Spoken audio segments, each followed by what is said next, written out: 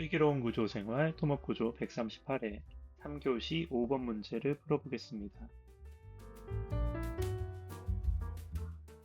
경제 조건이 다른 세 가지 빔에 대해서 충격 하중에 대한 변이, 최대 변이를 구하고 이 변이 값을 비교하는 그런 문제였습니다. 먼저 충격 하중에 의한 변이를 계산하기 위해서는 정적 변이를 계산을 해야 되겠죠. 정적 변이를 다음처럼 데이터 1으로 표현하게 되면 단순보인 경우, 양단 스프링인 경우, 힌지와 스프링이 각각 있는 경우는 다음과 같은 스케마틱하게 정적 하중을 표현할 수 있다. 이렇게 보시면 될 것 같습니다. 이렇게 계산하는 이유는 시스템 1에서는 델타 1의 하중이 발생하게 되면 시스템 2에서는 델타 1과 스프링에 의한 변이 델타 2가 발생하게 되고요.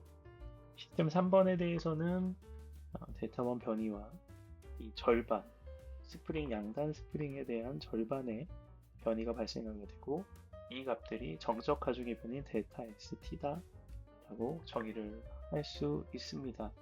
따라서 다음과 같은 풀이 과정을 통해서 각각의 경계 조건이 다른 이 보의 정적 처짐에 대해서 먼저 계산을 하게 되면 이후 충격 하중에 의한 처짐은 공식에 의해서 쉽게 계산을 할 수 있게 됩니다.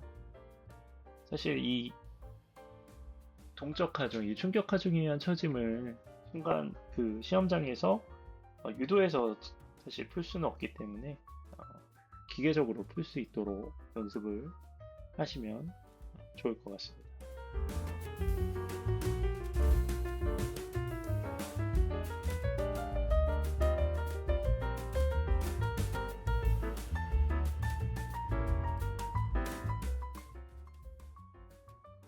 앞서 계산한 정적 하중 델타 ST를 다음처럼 충격 하중에 의한 최대 변이 델타 맥스를 계산하는 산식에 대입을 합니다. 델타 ST 플러스 루트 델타 ST 제곱 플러스 2 곱하기 낙하 높이 h 곱하기 델타 ST를 계산하게 되고요. 이 값을 각 경계 조건에 대해서 각각 적용을 해서 충격 하중에 의한 경계 조건이 3개가 서로 다른 보의 충격 하중 값을 굉장히 간단하게 계산을 할 수 있게 됩니다.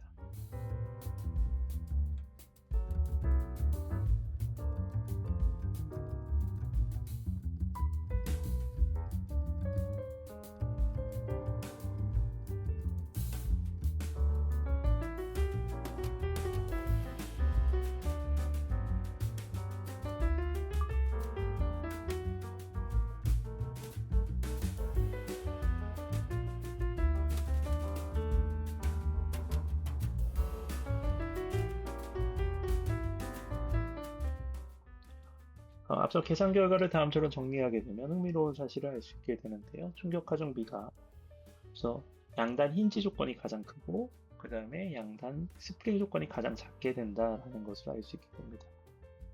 따라서 충격 하중에 비례하는 이 발생 능력도 따라서 작아지게 되는데요.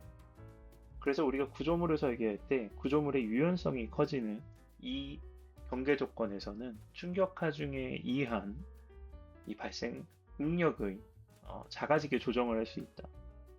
비록 일반 상태, 서비스 상태에서는